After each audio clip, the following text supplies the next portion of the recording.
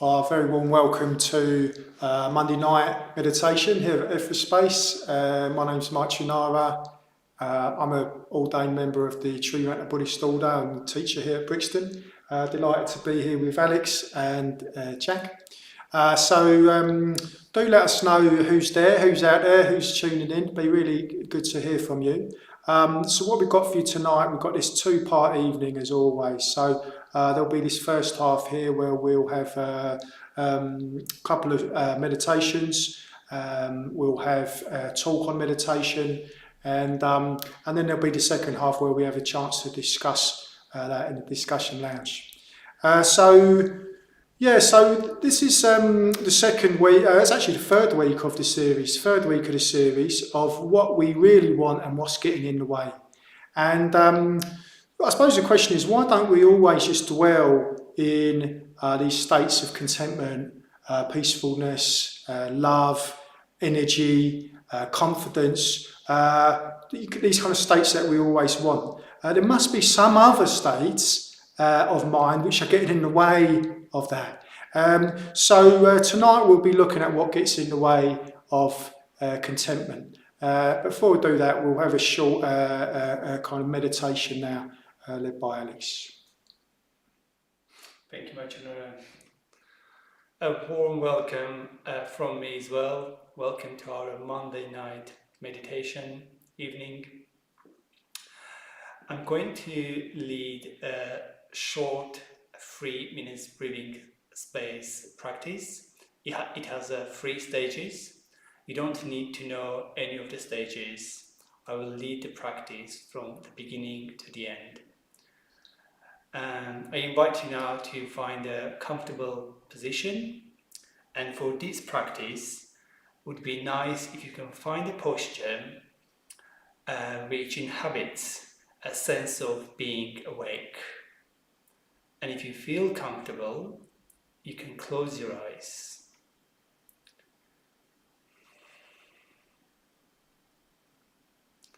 We begin stage 1 by noticing what is going on in our minds and in our bodies. What is the weather like? How you feel? Do you feel happy right now? Do you feel sad? You don't feel any emotions? What is there? What is going on in your mind? What are the qualities of the thoughts in your mind? How do you feel in your body? Is it comfortable? Is it uncomfortable? No need to change anything. We are just experiencing as they are, only opening up what is already there. Just staying here for a few seconds.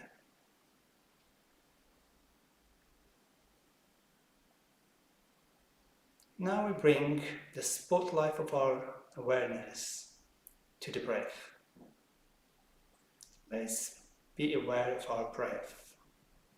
Let's be aware of our incoming breath to its full duration.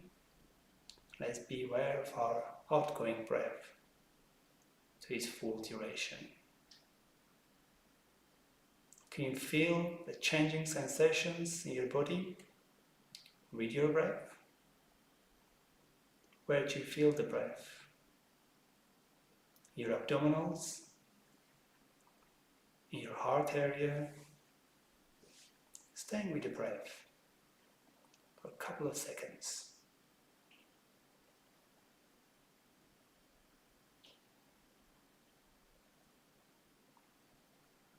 We now slowly move our awareness, expand our awareness to inhabit the entire body. Feel the body from inside. See if you can find any sensations there. Feel the body from outside. Can you find any sensations there? Let's be aware of space around the body. Let's imagine that we are breathing with our body.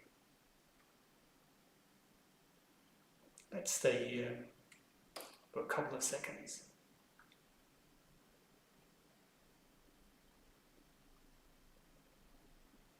Okay, wonderful. This brings our short 3 minutes breathing space to the end. You can open your eyes if you are ready. And I invite you to keep this awareness for the entire evening. Thank you. Over to you, much fun. Thanks, Alex. Okay, let's see who's out there. So here, there's Marie Jose. Hi, hi, you low. I remember we used to come down Saturday mornings here back in the good old days. Hi, Henry. Good to see you. Peter in Auckland. That's exciting. It must be first thing in the morning. Ben's in Peckham. Hi, Pam. Hi, Seamus. Good to see you from Birmingham. Ian's here, and Cheryl, Sheza, and hi, Molly from Lisbon, Portugal. That's exciting. That might be the first person tuning in from Portugal. Hi, Cam in Tooting, and Tom's here from Herne Hill. So yeah, if you haven't put your name down, you still put your name down. Be good to hear who's there. So we're going to get into this topic of the what's so-called hindrances or coverings, or another way of putting it, what's getting in the way. I mean, I did an overview of the series in the first week, so you can still find that on the YouTube channel. Gave a basic outline of the 5 hindrances, these 5 things that are getting in the way. And last week we looked at hatred. Seems a strong word, but we looked at hatred in all its manifestations of blame and resentment and so on, and how that's getting in the way of love and connection. And today we're going to look at desire for sense experience. Desire for sense experience. What we're talking about really tonight is the default hindrance in a way. It's the most basic type of hindrance that we're going to discover that we inhabit. You know, as we name it, you're going to start to see, oh yeah, this is very familiar. It's this default state. It's this our mind ranging around looking for stimulation. It's our mind attracted to sounds, smells, and sensations, and then all the kind of associative discursive thinking that comes off the back of that. For example, it's not happening now, but we're here in Brixton. Often there's suddenly some loud music or something like that going on in a car passing. If you get caught into that, then your mind may start to go to other times where you've heard loud music, maybe some street fair or some party you've been at, and start ranging around from there. So you can see you set off through this attraction of sense experience. And from a Buddhist point of view, the thoughts that we think in, these discursive thoughts, including memories, are a sixth sense. Why are they a sixth sense? Why are we thinking of those as a sixth sense in Buddhism? Nothing to do with the paranormal idea of a sixth sense. Why are we thinking of them as joining these other 5 physical senses? So you could say that we've got very limited control over our senses. Really, all the control we've got is where we put our attention, where we look, what we touch. But depending on where we look and what we touch, the sense impressions, the sensory input themselves are, as it were, kind of given to us, aren't they? We're not in control of that. And it's the same with thoughts. We can, to some degree, especially if we have some semblance of awareness, we can direct our thinking, but more often than not, there's just these chains of thoughts, isn't there? There's this kind of, they come to us unbidden in a way, and they have their own associations given, as it were, to us. So each one kind of conditioning, conditioned by the thought that preceded it. So that's why we think of thought and memories as a sixth sense. It has this kind of sense of unbidden kind of input into our kind of greater sphere of input. Yeah. So the other way that we talk about desire for sense experience is desire for sensory pleasure. So I'm just going to kind of unroll a kind of typical sequence that we might sound kind of familiar to us. So we're feeling bored at work. We're feeling bored, which has a kind of uncomfortable feeling. So we might start to think about food. It's really easy, isn't it, when the kitchen's so nearby, working at home, to turn your mind to food to alleviate the discomfort. So you're thinking of some biscuits or something else you're going to eat, and you're thinking start to consider that pleasant feeling. And then what happens is that desire, that drive for sense pleasure has its own associations. So we might be thinking about what kind of biscuits we got. Maybe has anybody bought anything in? Any of the other people in the house, have they bought anything in? We might start to then, I don't know, think about waistline, maybe some reference back to some health program or something we're on. Even but then I never stick with them. You can see that you can kind of go off into a whole muddle of thinking, just driven off, kind of set off by that desire for sense experience. Underlying that whole kind of chain of thought is a kind of it's kind of a wanting sensation. It's kind of wanting, hankering after sensation. And sometimes we kind of stray off into, through that associated thing, we stray off into more, into areas where there's stronger material going on, there's stronger feeling tones. Maybe, I don't know, if we're thinking about our waistlines, we're thinking about our health, we're thinking how we look, we're thinking about how our dating's going. If we're into dating, that might set off more stronger emotions. We might be taking an inventory of our lives, I always, I can never stick with health kits, just off we go, you know what I mean. So, and at some point we might just get up and go to the kitchen, get a biscuit, but there's all that drama that can lead up to it. So that's all driven by this desire for sense stimulation and all that kind of proliferative, often quite habitual chains of thought that might attach themselves to that. And interestingly, thoughts themselves can be the desirous kind of object. We can really get excited, even fascinated about a thought we're having. You know what I mean. In meditation, you might get an idea about we're endlessly fascinating to ourselves. You might get an idea about yourself, come to your meditation, and then you start kind of exploring that and go off. You might start getting into ideas about what we're like, what the world's like, what other people are like, and so on. So thoughts themselves can have that kind of charge of kind of wanting something out of them. It's very different from a kind of what I would call directed thought, where you are actually really engaged with the thought process. Also, that's quite a different thing. Actually, quite rare in the kind of in that sense of actually a very directed, reflected chain of thought.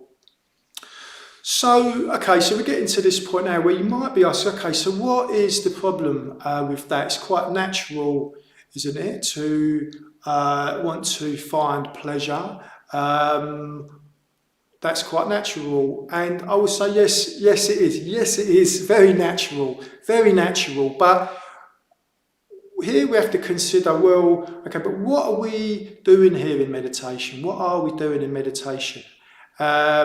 We could just as easily sit and get the phone out. The phone is a really good analogy. After I'd just written this little talk today, I was sitting down in the kitchen, got the phone. I thought, the phone is a perfect analogy for what we're getting at here, because you usually get it out with some kind of sense of wanting, don't you? And then you follow that drift of kind of wanting through the myriad of apps or wherever, and you're off. And all the while, slightly uncomfortable, slight hankering for some sort of resolution.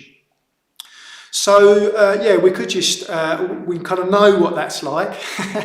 We know what that's like. But what we're trying to do in meditation is we're trying to find some sort of absorption. You could say that the absorbed mind is a happy mind, or that's definitely been quoted. The absorbed mind is a happy mind. When we're engaged, we are off where we're usually at our best. When we're engaged, we're usually at our best. I was thinking when I was writing this about my daughter when she was a lot younger. She's 15 now, but when she was a lot younger, she'd be with her crayons, like all the crayons arranged across the floor, big piece of paper, just scrawling away, maybe tongue sticking out the corner of her mouth, really engaged. And you'd ask her, like, like a friend of the family might come in, say, like, oh, hi Lola, how you doing? She'd kind of come to, and she wouldn't know what they're talking about in a way. How are you? She'd just say, I'm drawing. That's how I am. I'm drawing with my crayons, fully engaged, fully kind of immersed in that. Another example is kind of sporting endeavour, or this kind of idea of flow, or any time a task is both meaningful and interesting.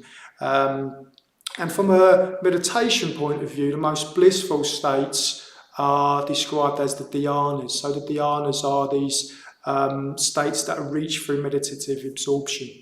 And there's a whole kind of gradated range of these dhyanas.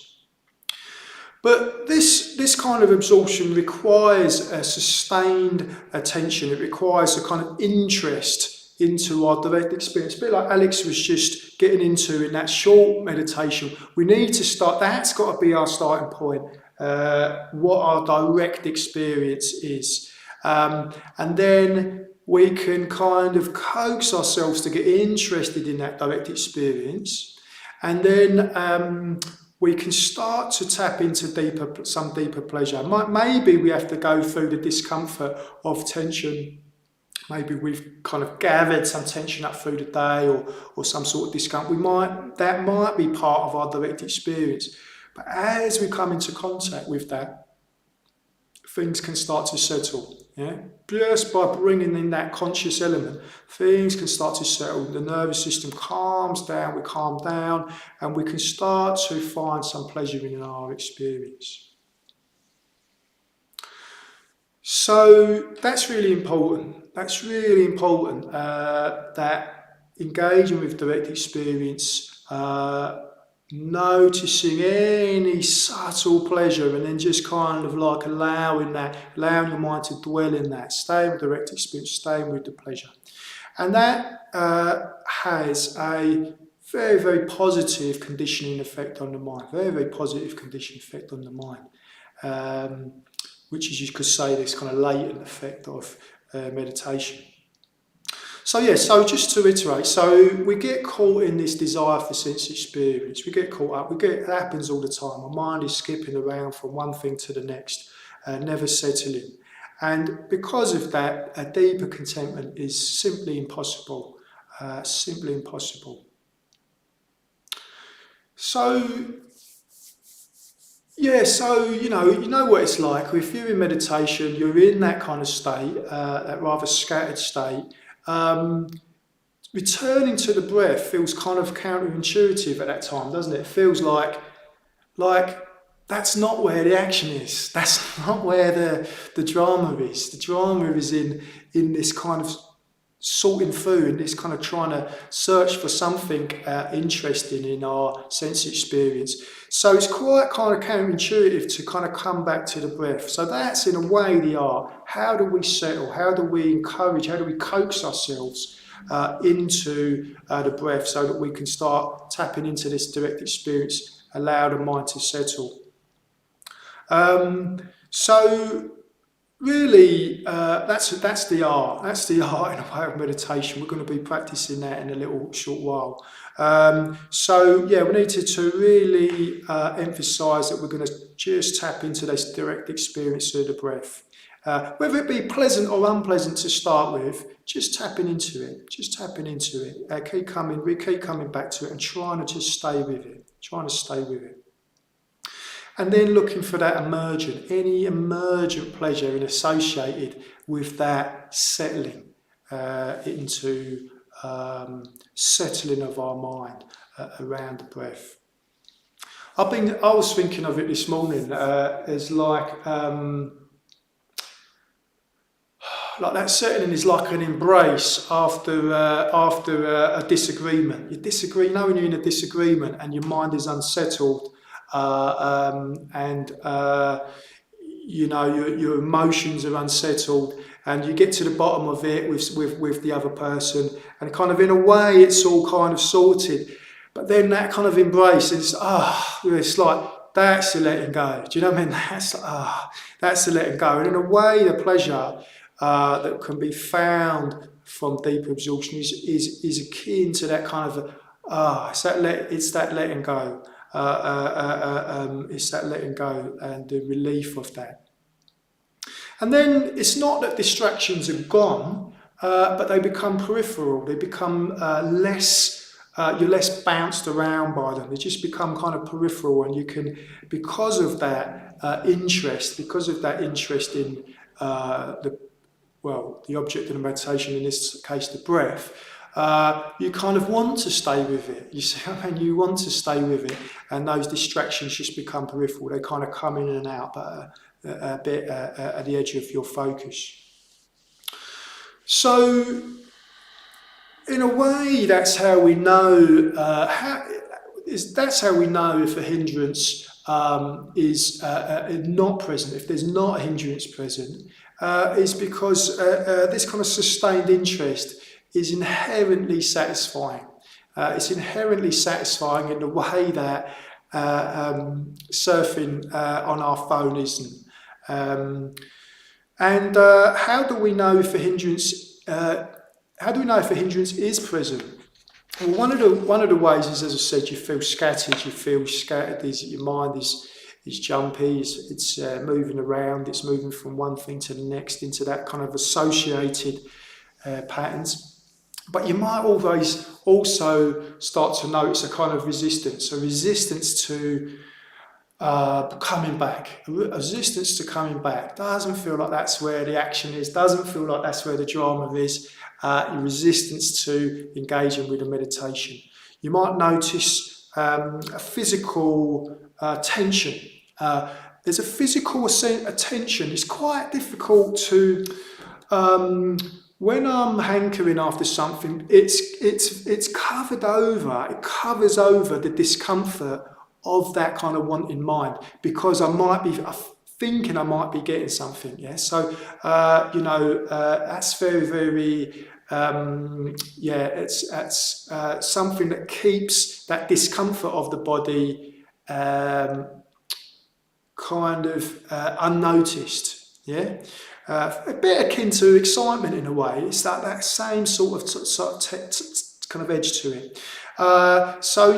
There's these kind of ways of kind of just noticing. Okay, here I am. I'm in a hindrance. Okay, which one is it? And we've kind of hopefully kind of together filled out a little bit about this one sense experience. Probably really familiar. I would imagine it's really familiar. So the key is going to be just to keep relaxing. Keep relaxing. Keep looking for, firstly, interest, and then any emergent pleasure in the meditation. Okay, so we'll do it. You won't need to remember anything I've said. I'll just I'll lead us through these 4 stages of the mindfulness of breathing. In fact, I'll lead us through 3 stages. I'll lead us through 1 stage of counting, which will give us a longer stage. I'll drop the second stage of counting just before the in-breath, and then it will give us a longer stage of just dropping the counting and just being with the breath.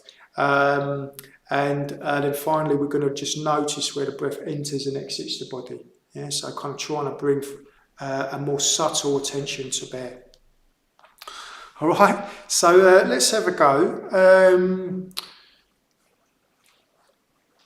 Let's have a go at that. So if you want to settle yourself in for meditation, we'll go through a guided meditation of the mindfulness of breathing.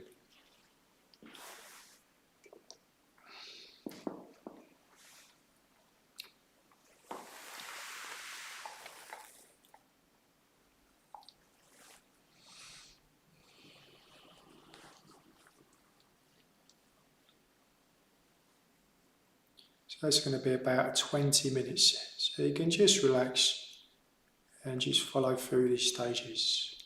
So first of all, just finding what it's like to have your eyes closed. Quite different. The sense impressions are quite different with your eyes closed. You might be more tuned to the sounds around you as a result. Even the quite subtle sounds which you might not have been noticing before.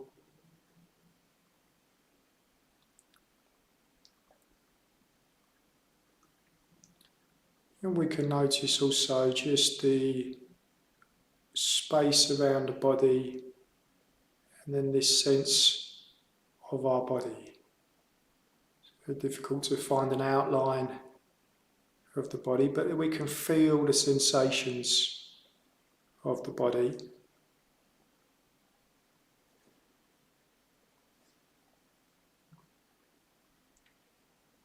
We can particularly feel those in the contact with the ground.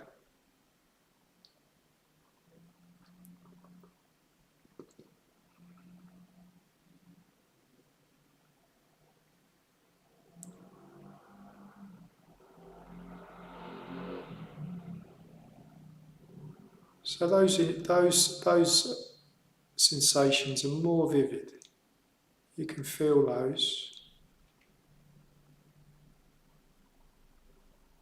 You can feel your legs, lower legs, feet, thighs, hips,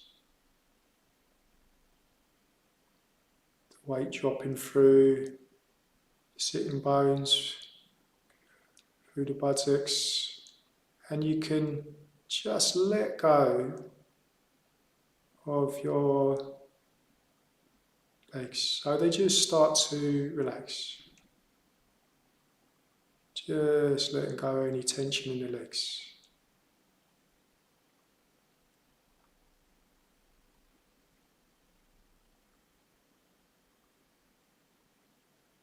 And you just keep coming back to that sense of letting go in the legs. So the weight is just starting to really drop into the floor, drop into the ground. And you can feel your tummy. Feel pleasant or unpleasant. Just take some slightly deeper breaths down into the belly.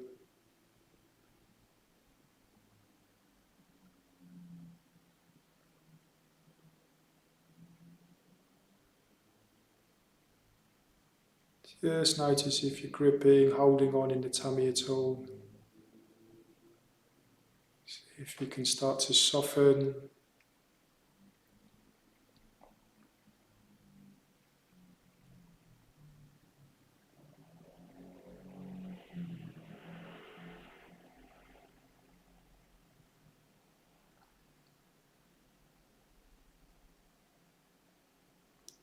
And then feeling your body, your upper body rising up. Feeling the shoulder blades and shoulders. And just noticing if they're lifted or hunched forward. You can just start to soften in the shoulders.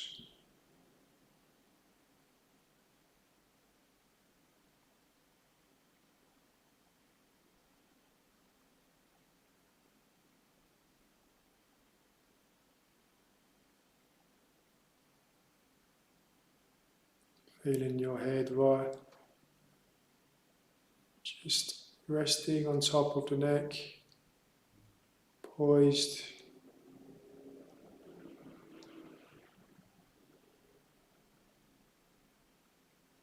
And the eyes and forehead. Softening, softening, letting go tension. Allowing the eyes to go into softer focus.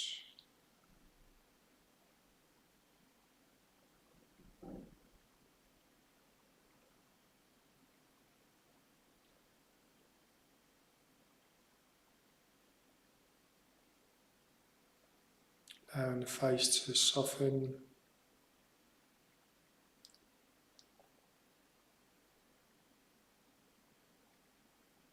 And coming into contact with the breath. Moving in the body.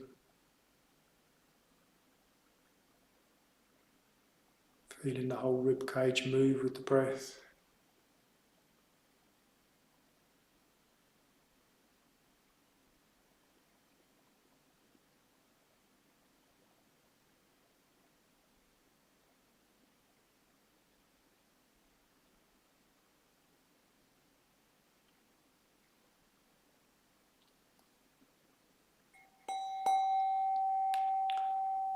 Mindfulness of breathing. And in this first stage, to stay connected with the breath, we're going to make a count at the end of the out breath.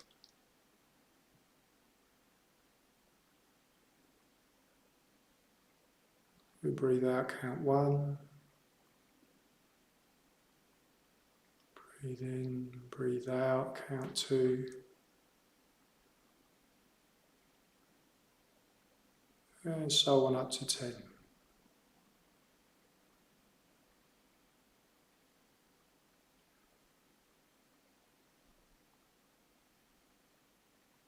And if we reach 10, just coming back to start back at 1 again.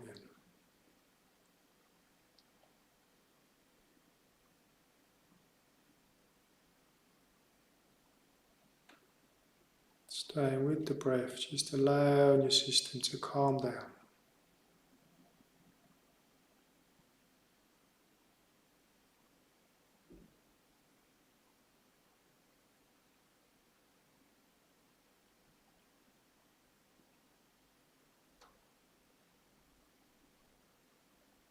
Feeling the breath in the body.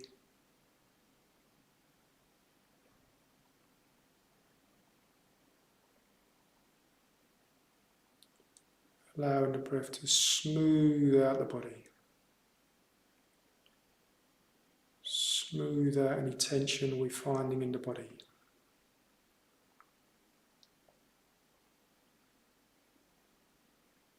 So the count is very light.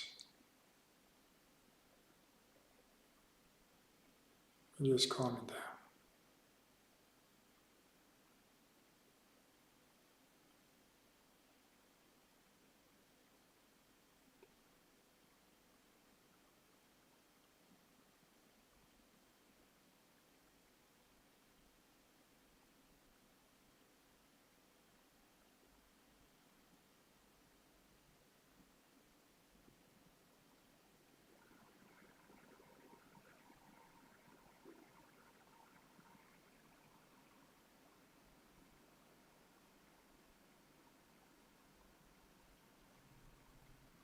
And with the sensations of the breath in the body, letting the breath soothe and smooth out the body.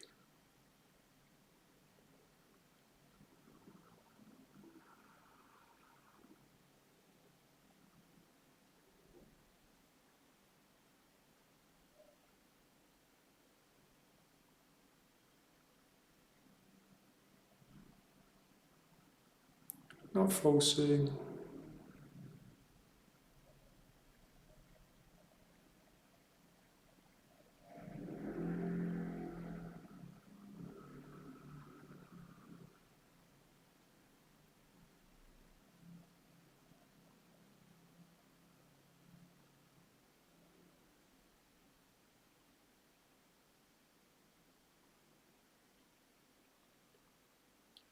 Just noticing any physical tension in the body, allowing the breath to soften.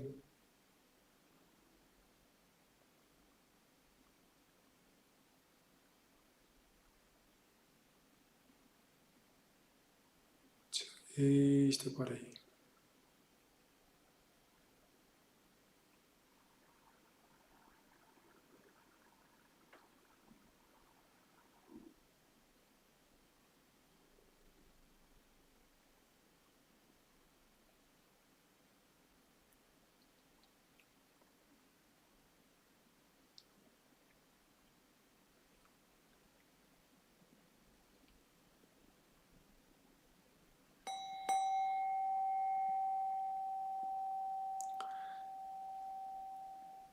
So we're going to go to the third stage and just drop the counting.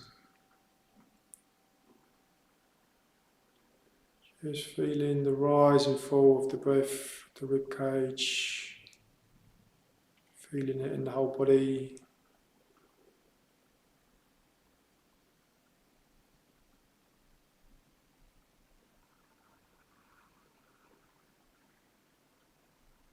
Still letting the system calm down.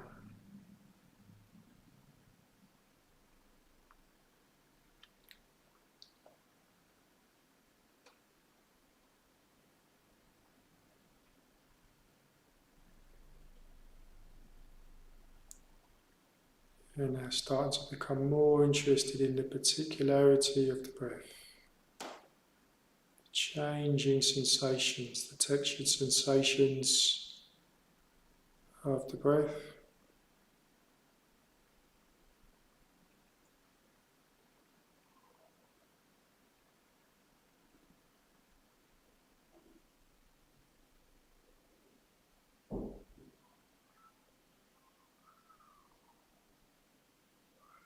Physical tension is released.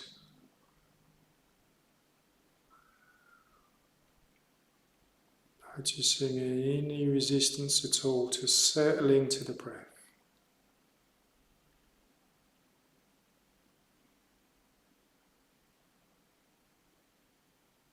Oh no, just letting go.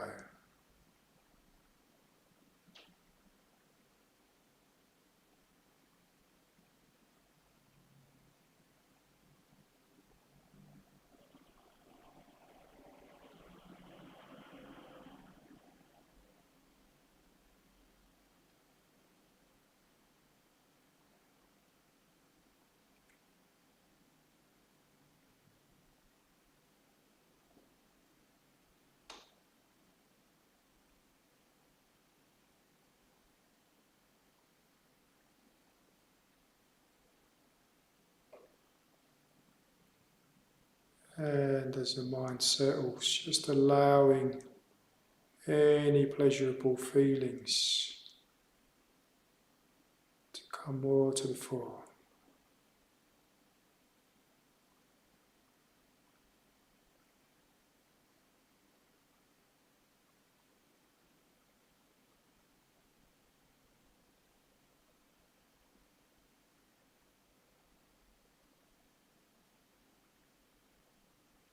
Being interested in that.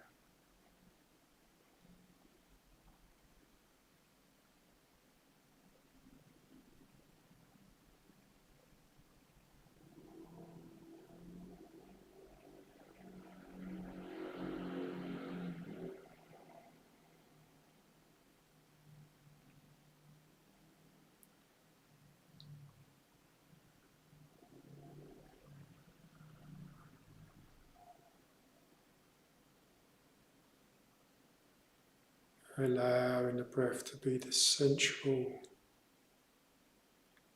sensation of your attention.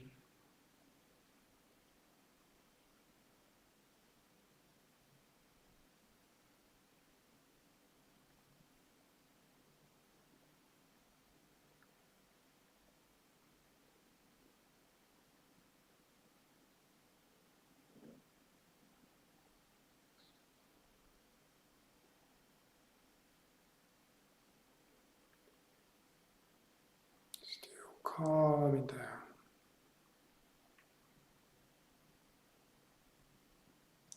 Still softening in the body.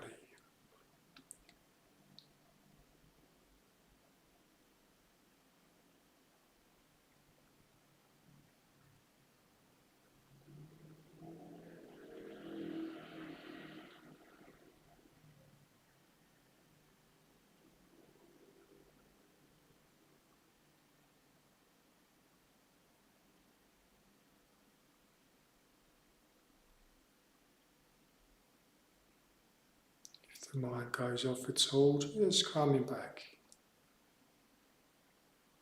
Easily, and feeling a new state of your body.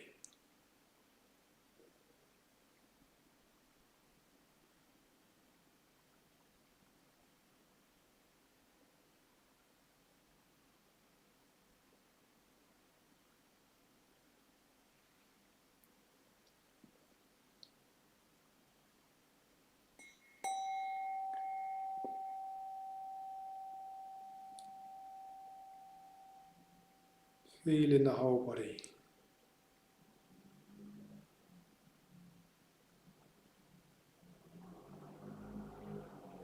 And then just resting where the breath enters and exits the body. Subtle awareness.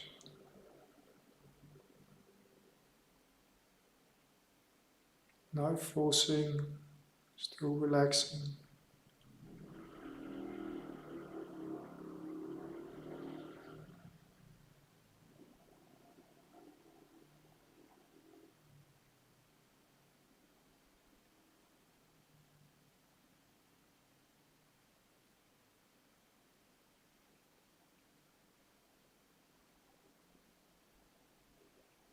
Stay with the subtle sensations of the breath where it enters and exits the body.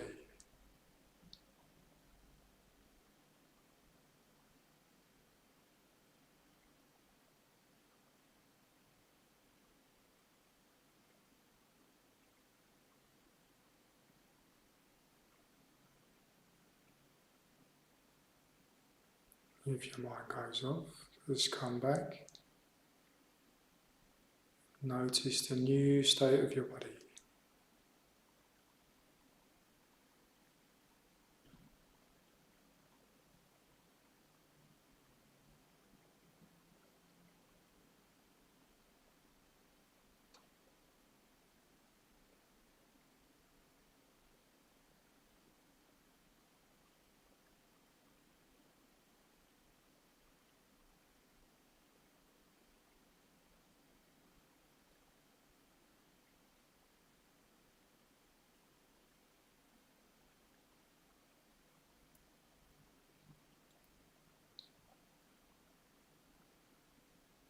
Still at ease.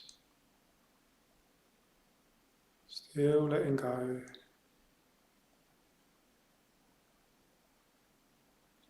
Turning attention to the breath.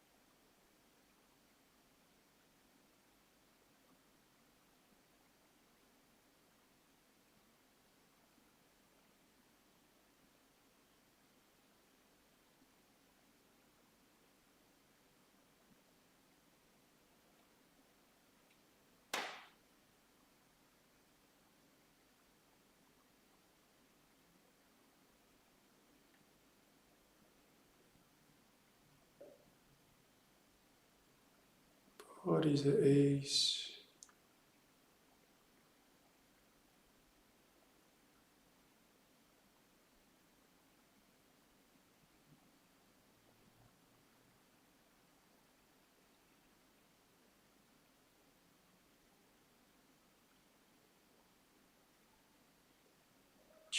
Gentle exploration of the breath.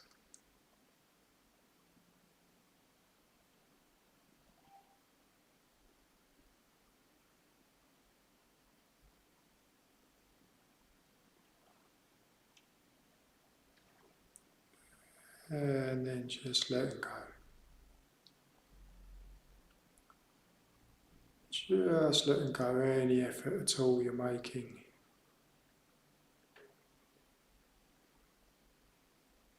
Just being with direct experience now.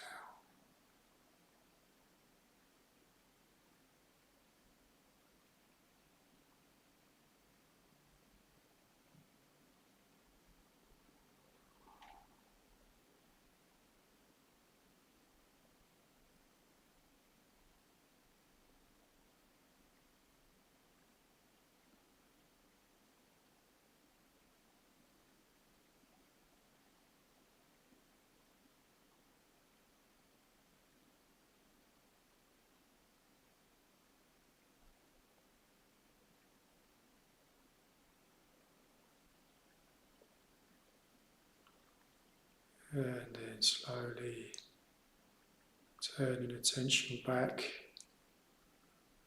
into the whole of your body. Weight of your body on the ground.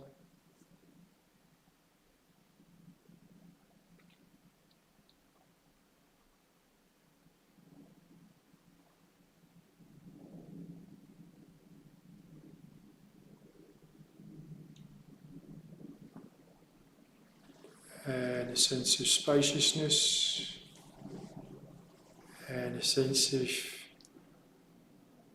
other people meditating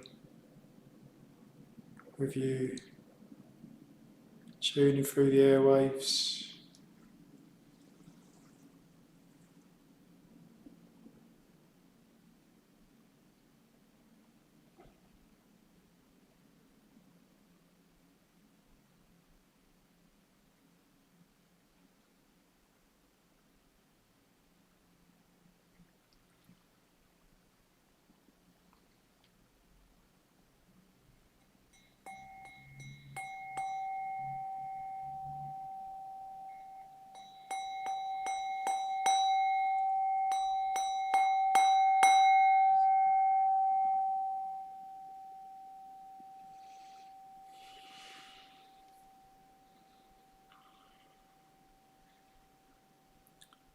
Just taking it easy as you come out of the meditation.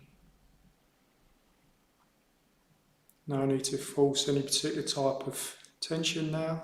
Just take it easy.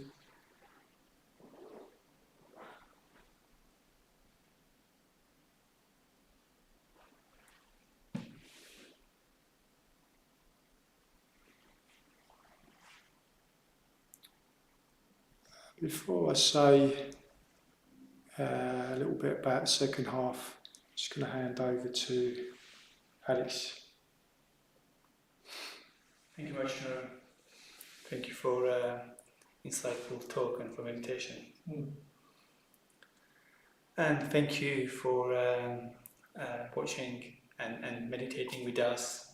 And thank you for supporting our Monday night class and our practices, our events that we put in place. Without your help, without your donations, we won't be able to doing what we are doing. So this is an opportunity for us to say thank you for your support. We run these Monday classes every Monday, but we also have Wednesday Dharma class, shorter. They are recorded kind of videos posted on our video kind of on our YouTube channel. So what you see kind of here, just a kind of Machanara and me leading kind of Machanara leading a kind of the big chunk of the practice, and me doing a small part. We're only kind of the face in a way of the event, we also have people kind of work us to put all these kind of together. We are we are not being paid in much now. We do kind of our work on we are here on just a voluntary basis, but we can also support those who support us putting all this together. So your help and support is very much appreciated, and it encourages us to put more kind of classes like these and which are vital for many people in our community, and also, as already mentioned, to put together Wednesday evenings videos for Wednesday evening. So just a plea to all of you who's watching now, if you aren't helping us by monthly donations or one-off donations, just encouraging you to support us so that we can continue doing what we are doing. So thank you. And I'm going to pass over to Machina now. Thanks. Thanks to everybody that does give. Really appreciate it. Really appreciate it, and helping to us to innovate. We keep trying to. We're keeping to be. It's not easy, is it, during the lockdown? Which we're putting out as best we can. What we can, but also building plans to expand as soon as we're able. So looking forward to doing that. So just say hi to Alison as well. Also Monique and Daisy May. Thanks for putting names in the chat box. So so in a minute we'll go to the second half, and all you need to do at this stage is click on the Brixton Discussion Lounge button that Jack will be putting up, and then once you've joined, just click on it, and once you've joined, Ian will be there to welcome you to the lounge, and he'll allow time for a bit of a tea break and leg stretch. So yeah, just clicking on now, saying hello to Ian on the way into the lounge, and then you'll have a chance to have a toilet break once you're in. Okay, so yeah, I hope you enjoy tea. I hope you enjoy the second half from us.